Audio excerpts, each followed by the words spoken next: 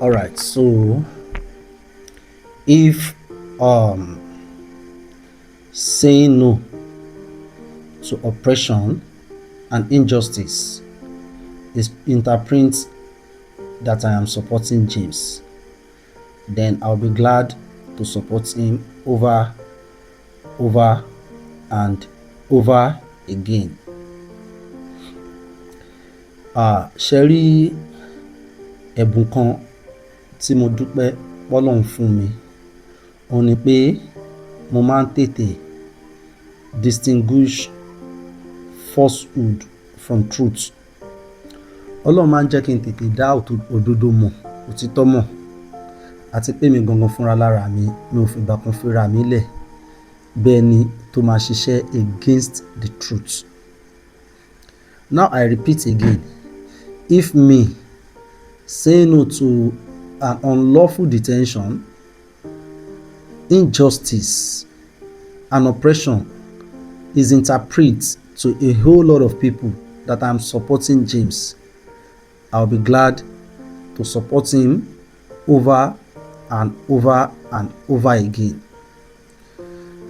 Well, the reason I'm doing this video this morning is because I've seen some emotional posts on Facebook láti bí ìjẹrin.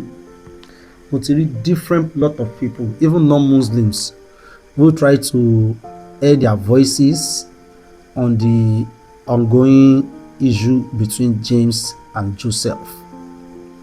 Now, the thing I notice and understand is that some of these people don't really know what is happening with both of them. However, they just wish pé bóyá nítorí pé àwọn ẹni jẹ́ àwọn tó ń pèpè sẹ́sìn àbí nítorí pé wọ́n jẹ́ èèyàn Ọlọ́run bí wọ́n ṣe ń pera wọn pé kò yẹ kí wọ́n máa gbéra wọn lọ sí court, kò yẹ kí wọ́n máa gbéra wọn lọ sílé ẹjọ́. I strongly believe, if not for emotion and sentiment, gbogbo wa la máa mọ̀ pé Islam as a religion wants fairness, equity and justice. Lára justice ni pé okay, èèyàn báyìí ṣe nǹkan fún mi, mo fẹ́ gba ẹ̀tọ́ mi lọ́wọ́ ẹ̀. In my own opinion, I don't think it is wrong at all fún àáfàá kan àbí pastor kan láti gbé ẹjọ́ lọ ilé ẹjọ́ tí wọ́n bá fi pé okay o, intẹ́ni ṣe fún mi o, I don't want to take law into my hand. Torí ká má bàa máa ṣe wàhù, ká má bàa máa ṣe lọ́lọ́run ṣe dá òfin, níjọba ṣe dá òfin. Tófin bá wá wà, èmi ò rí pé ó burú téèyàn bá sọ pé okay, kíní yìí o, ẹ jẹ́ káwọn tó wà nídìí òfin kí wọ́n bá wá wò ó. However, òfin tilẹ̀ Nàìjíríà tó ní, we know it's been compromised. Téèyàn bá fẹ́ lo òfin àbò fẹ́ jà nílànà òfin, you tend to follow due process. Ẹ gbọ́dọ̀ ṣe ní ìlànà tó tọ́. Why I say most of you are emotionally reacting to the news of James and Joseph.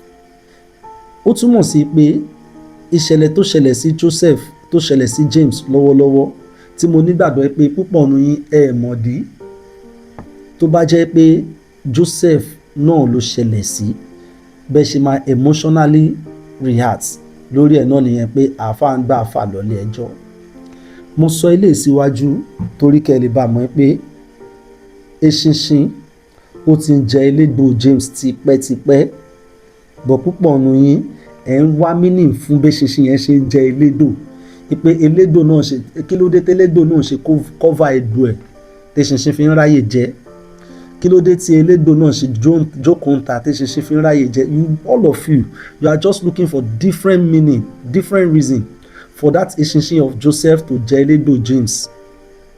Eṣinṣin Joseph ó ti ń jẹ elégbò James tipẹ́tipẹ́.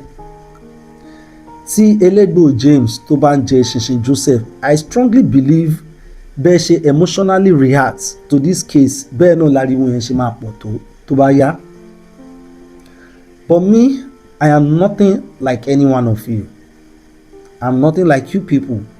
I don't follow crowd, I don't follow sentiment, I don't follow emotion. I follow facts and figures. Before now, what I usually do is compare and contrast. Like I often say, èmi gangan lára mi ò sense mi ò pé, but mo máa appreciate ibi tí mo bá kù sí. Káwọn èèyàn pè mí sákèsí pé bọ̀dá kan ní stop that na, don't do like this na, wò náà. Àwa yìí náà la máa túnra wa ṣe. But ibi tán bá ti ń correct èèyàn pé in tó ṣe yìí ó kù díẹ̀ káàtó, tó bá tún wá lu gbáǹkó, irú àwọn èèyàn bẹ́ẹ̀ náà ń pè lálábùrú. Mo rẹ́yìn tẹ́ ń comment lórí post mi pé kíní kan wọ́n ṣe gbá kan ṣe kòdò fún oníṣìná mẹ́ta. Gbogbo matter yìí had been addressed from both sides. I have studied it. Mo dẹ̀ ti ní stance mi. But the truth is that I have never for once said James is innocent. In fact, I am not looking for innocent people, but I'm looking for the kind of people who are willing to correct their wrongs. Ẹ fẹ́ find meanings sí gbogbo ìyà tí Joseph ti fi jẹ James, of which èmi àti yín mọ̀ wípé it is only because that Joseph is streetwise and oriented ló fi ń fìyà yẹn jẹ James, torí pé James kò ní street orientation. Màá fi case méjì ṣe instances fún yín. Màá wá mú evidences wípé Joseph gangan òun ni àgbà Defamer. Màá wá mú instances méjì, màá fi ọ̀rọ̀ James méjì, màá fi ṣe instances nǹkan tẹ̀yìn ń tẹnumọ́ pé ìgbà tí James ń ṣe báyìí fún Joseph, màá mú wá. Màá wá ṣe kíni, màá wá mú references méjì tí Joseph ti ṣe tó ti fi ṣe defame fún àwọn èèyàn kẹ́lẹ́ bá mọ̀ pé àgbà Defamer gangan ni Joseph fúnra lára ẹ̀. Now kí ni pain tèmi ni pé ẹ jẹ́ ká yọ̀rọ̀ bíbélì kan lò. Ibi tí wọ́n ti fẹ́ sọ̀kò pa oníṣìná kan, Jésù sọ fún wọn pé ìwọ tó bá ṣe irú kíní rí ni kó kọ́kọ́ jùkò. Let me take you back. I said Islam uphold fairness and equity and justice, right? For instance, ẹ jẹ́ ká ṣe báyìí. Ó ní mátà kan tí gbogbo yín máa ń sọ pé ìgbà tó ṣe retraction, ìgbà tí James ti ṣe retraction. I will tell you for free.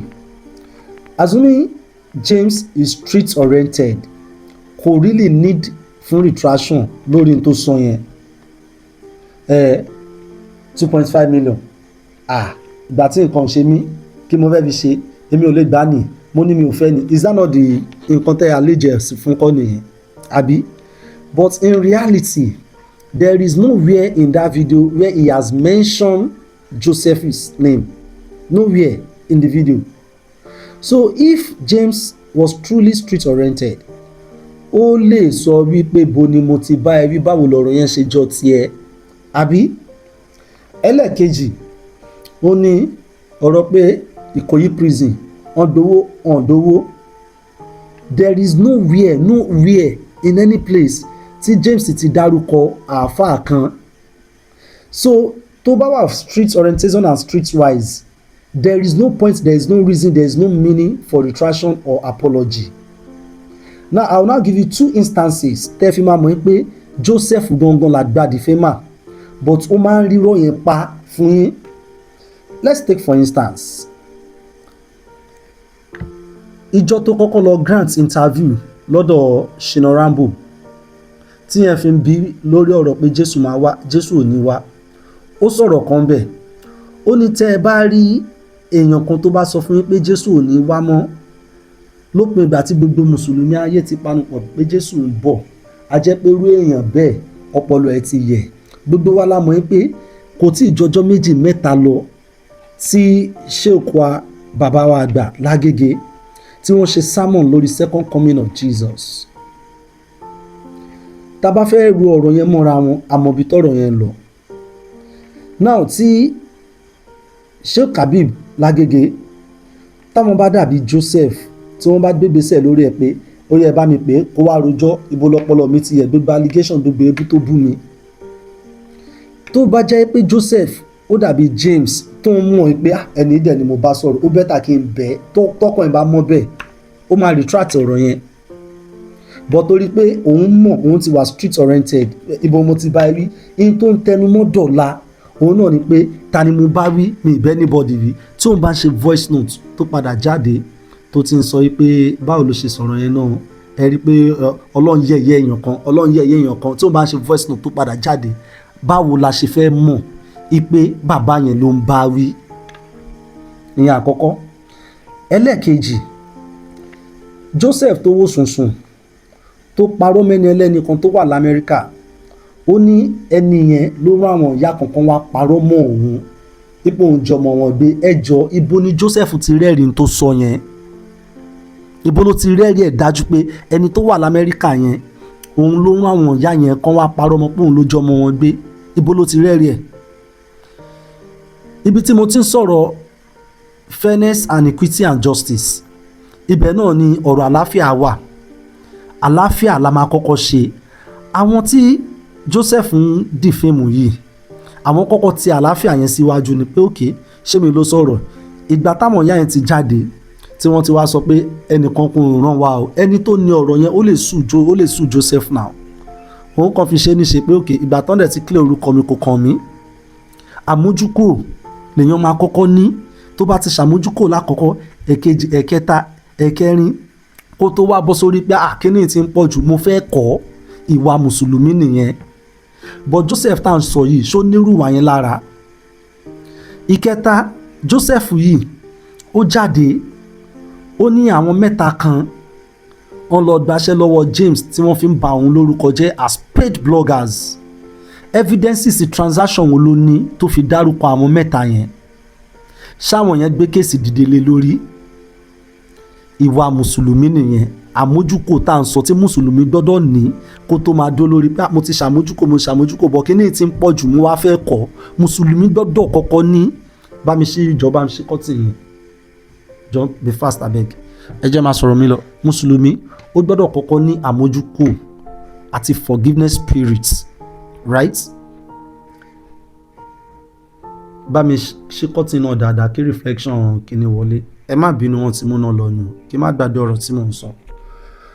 Now there's been a lot of old defamation tó ń gangan lára tó ti ṣe fáwọn èèyàn bẹ́ẹ̀ táwọn èèyàn kan wò ní tó ń pè níwà mùsùlùmí nìyẹn.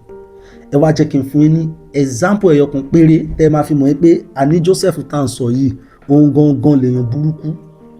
Ẹ jẹ́ fún yín ní instance kan.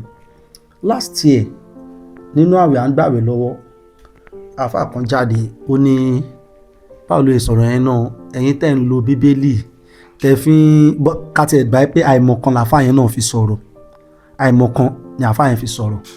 Ó wá dárúkọ ó allege ní pé ẹ̀ ń fi ẹ̀sìn gbá àwọn èèyàn ni. If not báwo lẹ ṣe rówó kọ́lé báwo lẹ ṣe ra mọ́tò báwo lẹ ṣe ń kọ́ yunifásitì tẹ́ ń kọ́ schools orúkọ èèyàn méjì làfáà yẹn dá. Now èmi ti máa ń sọ pé tọ́lọ́run bá ṣe é lólókìkí tọ́lọ́run bá ní kó lórúkọ táwọn èèyàn bá mọ̀ you are automatically being a subject of public discussion. Wọ́n máa bú ẹ wọ́n máa parọ́ mọ́ ẹ kò sí nǹkan tí wọ́n ò ní ṣe fún ẹ. Ìwọ ló gbọ́dọ̀ gbà pé ibi tọ́lọ́run fi mí sí ló jẹ́ kí gbogbo ẹgbin máa tẹ̀ mí lára. Barrister kó tó kú èèyàn mélòó ló gbé lọ ilé ẹjọ́ pẹ̀lú àdúrúrọ́ tí wọ́n pa mọ́ lórí. Ẹ̀gbọ́n tó ń sọ ni ó máa ní cabbage àkìtàn ní mí gbogbo ẹ̀gbin ló bá mi lára mu. Àfáà yìí wá sọ̀rọ̀ bẹ́ẹ̀ ó dárúkọ èèyàn méjì. Mo gbà ipa ìmọ̀kan làfáà yẹn fi sọ̀rọ̀. Èèyàn méjì tó dárúkọ èèyàn kan wá jáde wá ní òkè ẹni tó béèrè ọ̀rọ̀ ló fẹ́ di ẹ̀ gbọ́. Èmi ò fẹ̀sìn gbá yín o báyìí ni mo ṣe kọ́lé tèmi o báyìí ni mo ṣe lówó mi o báyìí ni mo ṣe ra mọ́tò mi. Ìwà mùsùlùmí ni pé tó o bá fẹ́ reply ọ̀rọ̀ yẹn kò sẹ́ni tó máa lo ẹ lọ́fun láti reply ẹ̀. But your reaction his reaction towards that man allegation is hostile. Àbábọ̀ ẹ̀kílárí Òkèkúrá street nílọrin. Muslims don't roll like that. Ẹ̀yin tẹ́ bá ń sọ̀rọ̀ pé ìgbà tẹ́ ṣe ń jelédò ẹ kàn ń wá irọ́ láti fi defend irọ́ ni. Gbogbo tá à ń sọ yìí the fact and figures are there on media go and look for it. Ẹ kàn fẹ́ máa jẹ́ kéèyàn máa repeat ọ̀rọ̀. My stance have always been that every defamer tẹ́ni tí wọ́n defame tó bá fẹ́ gba ẹ̀tọ́ ẹ̀ kó lọ face consequence ẹ̀ but lọ́nà tó tọ́ ní ọ̀nà tó tọ́. Now I'm seeing a kind of reaction that pé akílódé tàlájì ọ̀kan lọ́mọ ò dá sọ̀rọ̀ yìí ọ̀hún ní dá sí. I'll tell you why. They dey blame wọn because early this year I wrote an article where I personally called the attention of Brother James lórí ọ̀rọ̀ bàbá tá à ń pè ní bàbá olówó. Brother James, dátì ẹ̀ mọ̀ bàbá olówó yìí is no longer for you. I wrote that article. It went viral. Ara àwọn kan nínú àwọn boys wọn náà tán pè mí tán try láti explain fún mi pé James Stephen ti fi bàbá yẹn lẹ̀ tipẹ́tipẹ́ tó bá ti filẹ̀ jẹ́ kó mọ̀ pé ó ti fòun lẹ̀ jẹ́ káwọn èèyàn mọ̀ pé ó sí pẹ̀lú ẹ̀ mọ̀ má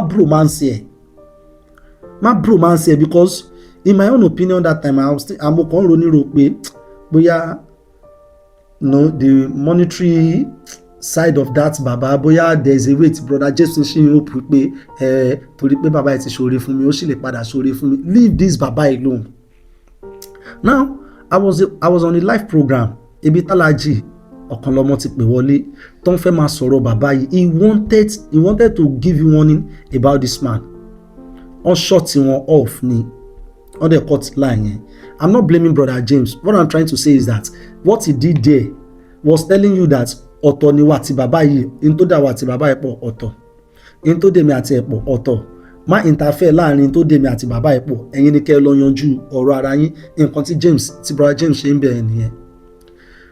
But when we look at it from this angle that I do not know nínú Brother James àti bàbá Akeugba Gold èwo ló kọ́kọ́ mọ bàbá ẹ̀ nínú wọn.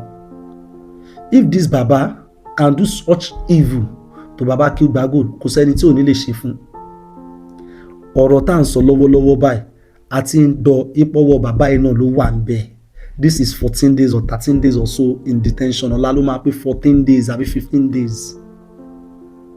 So ká má fi emotion react lórí pé bóyá èèyàn kan sọ pé òun ò dá sí òun ò ní interest. Bí ó ṣe ní interest náà kò túmọ̀ sí pé kò dárọ̀ àtòdodo mọ̀ ìwọ̀nba tóun náà lè ṣe lọ́dọ̀ ara tiẹ̀ ń ṣe. Now conclusion mi ni fẹ́yìn tẹ́ ń sọ̀rọ̀ tẹ́ ń wá excuse fún gbogbo aburú tí Joseph ti ṣe. Sooner or later gbogbo ẹ̀ ló máa padà hàn sí everybody. But mo máa like pé kẹ́ ṣe kí ni Bíbélì sọ pé ẹ wádìí ohun gbogbo dájú kẹ́ di òtítọ́ mú. Kódà ó wà nínú àyà Quran náà ń já àṣefáǹsì kún bìnà báyìí fatabayanu. Ẹ wádìí ohun gbogbo gbámú. Ẹ wádìí ohun gbogbo nǹkan kẹ́ di òtítọ́ mú. Ẹ má tẹ̀lé reaction ọ̀pọ̀lọpọ̀ àwọn èèyàn. Like I said yesterday, I understand a whole lot of you people. Ẹ kàn wá lórí kí pé ẹ kàn ń support wọn pẹ̀lú video pẹ̀lú post pẹ̀lú gbogbo ẹ̀ maybe bàbá olówó you support me. Àti rí àwọn kan bẹ́ẹ̀ tí wọ́n ti jàǹfààní either directly from bàbá olówó àbí indirectly from bàbá olówó. For instance irú bọ̀bọ̀ tó máa ń tó yín yẹn tó ń pè kúkúté olóyin ẹ máa rí tó máa praise àwọn Páyọ̀só members ní gbogbo ìgbà mọ́ṣáláṣí wa they know the truth but Ọlọ́run fi jíjẹ mímu wọn há torí páwọn náà ya ọ̀lẹ láti ilẹ̀. So I am nothing like you people. I will never follow crowd. Tí n bá compare, tí n bá contrast, tí n bá advice dandan kọ́ ni kò gbà bọ̀ pé ká máa ṣàbúrú fúnra wa ká máa dúró nídòó pé mo ti ṣe kí ló fẹ́ ṣẹlẹ̀. Gbogbo ẹ̀yin tẹ́ ń sọ̀rọ̀ yìí ẹ̀ sí lórí mẹ́díà ìjọ tábúrò wọn sọ pé ọlọ́pàá tí ó mú wa ó dẹ̀ ń ṣò. Ẹ̀yin tẹ́ fẹ́ béèrè pé òkè tí James bá ní case lóòótọ́ kí ló dé tí ò rí wọn mú látijọ́ ẹ̀ máa já yín. Do you know that anytime tó bá fẹ́ lọ execute arrest agbára kan máa wá látòkè fáwọn ọlọ́pàá pé wọ́n gbọ́dọ̀ lọ ṣiṣẹ́ náà. Why? Ṣẹ́yìn ti béèrè ayín pé kí ló fà á táwọn ọlọ́pàá fi wà handicap láti lọ arrest àwọn tí wọ́n ní bench warrant lórí. Àwọn náà dẹ̀ jáde wọ́n dẹ̀ sọ pé ọlọ́pàá tó máa máwọn nílùú yìí ó máa ṣe díẹ̀. Ṣé ẹ rí pé this is abuse of influence and power? Ẹ rí gbogbo yẹn rò ẹ ń wá excuse fẹ́ni tó ń ṣèbàjẹ́. Tá bá sọ tá bá dá láyè Ọlọ́run àtúndá.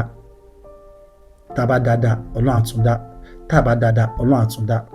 But àdúrà tèmi kan máa ṣe ni pé gbogbo ẹ̀yin tẹ́ ń support injustice yìí ìjọ tó bá kunlẹ̀kùn lé yín lẹ máa mọ ẹpẹ́ ti ṣàbúrú fún èèyàn regardless of bí onítọ̀hún béèyàn kan bá ṣe rí ìwà èèyàn lè wà èèyàn, ẹ jẹ́ ká separate ìwà ẹ̀ oníwòròwòro ni ó ń sọgbà ó ń sọ ẹ jẹ́ ká separate ìwà ẹ̀ sí ọ̀rọ̀ tó wà ńlẹ̀.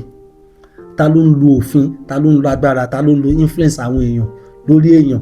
Ìwọ náà dẹ̀ mọ̀ pé ìwọ náà ò léèyàn kan àfọlọ́run. Kéèyàn kan wá ra ẹ mú àbọ́mọ ẹ̀ àbábúrò ẹ̀ bó ṣe mọ̀ pé ò léèyàn kó má réèyàn dúró tiẹ̀.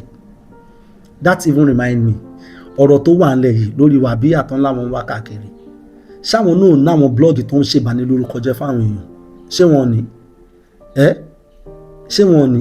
Mo sọ lánàá àti 14 days tẹ́ ẹ ti detain bọ̀bọ́ ìsíbi tó bàbá ìsíbi tó wà. Ṣé Wàbíyà ò búya láyà yín àbí ṣé kò bú bàbá yín? Nǹkan tẹ́yìn ṣe láburú táwọn èèyàn mọ̀, ẹ̀yin tẹ́ ń support wọn tẹ́yìn náà rí, ẹ̀dẹ̀ ń support wọn lé lórí. Torí pé irú àwa yìí, irú àwọn mẹ́ta tó dárúkọ síwájú pé they are paid bloggers, torí pé àwọn support James ni wọ́n ti di paid blogger. Who have accused you? Pé òun sanwó fáwọn blọ́ọ̀gì kọ̀ọ̀kan àwọn tó ń ṣe fídíò tí wọ́n ti ń bully Jamiu láti joy. Ta ló ti accuse ẹ pé wọ́n ń sanwó fún wọn? Ẹni yìí gangan gbogbo aburú ló kún sí lọ́wọ́. Is a liar, a manipulator, a defamer, an instigator. Ẹ̀dẹ̀ mọ̀, ẹ̀dẹ̀ ń support ẹ̀. Ó kù yín, ọkọ̀ Ọlọ́run ọba, Masala, orúkọ mi ni Bọ̀dá Àkànní, Abúlé Ṣòwò, káràkátà ilé àti ilẹ̀ mọ̀ ń ṣe káàkiri Nàìjíríà. A tún ti fi automobile kún, ẹ bọ́ sí DM wa, ẹ bá a ṣe business, Ọlọ́run á kún wa lọ́wọ́.